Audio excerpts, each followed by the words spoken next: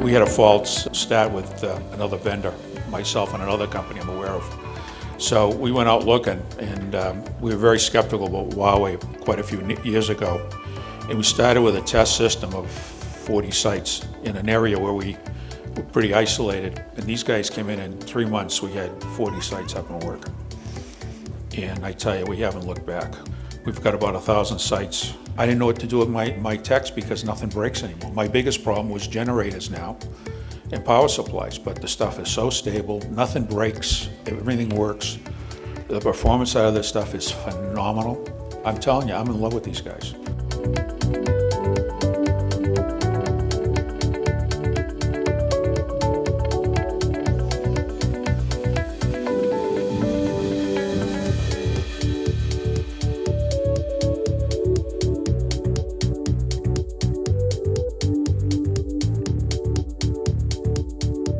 I've got a compliance background. I care deeply about the law and about facts. I joined Huawei almost 7 years ago, and I have never been prevented from saying what I believe or doing what I think is right. We believe that it's important, and experts agree, to address cybersecurity risk, supply chain risk in a comprehensive manner, and it needs to be done relative to all vendors. There are certainly some amazing things I want to point out. Wayne Jones, who's the Chief Information Officer of the Nuclear Security Administration, basically publicly said you shouldn't ban individual companies. You've got to mitigate the risks from software from everybody. The second bullet, within the last couple of weeks, a couple of Trump administration people have emphasized part of our core message. And they're saying that the U.S. approach to cybersecurity has to be country and company agnostic. You've got to think that sounds kind of funny, but that's the direction we're going, that America's not secure in cyberspace. We don't have the kinds of comprehensive approaches yet that some other countries are finalizing.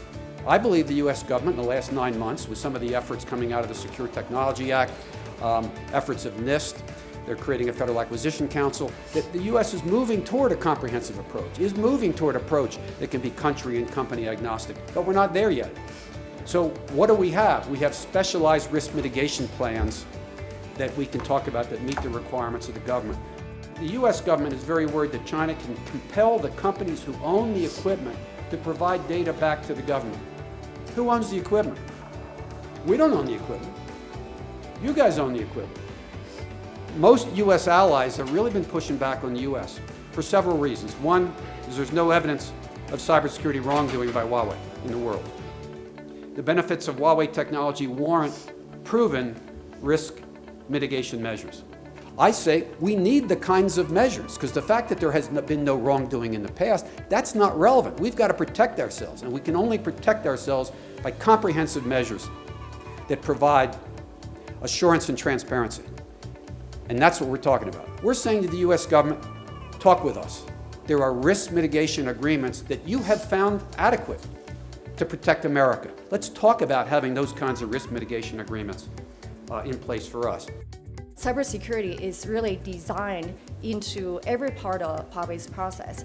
So we had promised our customers and the world will never harm the interests of any country, any organization, or any individual by compromising the security or violating their trust. If any authority try to force Huawei to maliciously violating our customers' trust, Huawei will deny that rather than allow our reputation forever ruined. So that's the promise to our customers and to the world.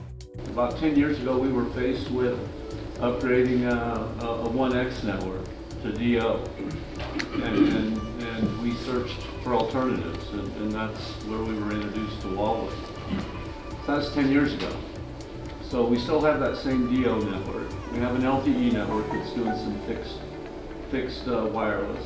We have an IMS core now. We have UMTS. So our little network, if you will, it's well over 100 sites in northeast Montana, northwest North Dakota. We now essentially have a 4G network that benefits not only those that live there, but the 300 million subscribers of the national carriers whose customers travel through these very rural and remote areas. And so without our network, without Huawei's assistance, none of those folks would have the service that they have today. Huawei is just an honest company with a lot of extremely hardworking people trying to provide value for our customers, trying to advance the industry, and trying to do good for the whole society.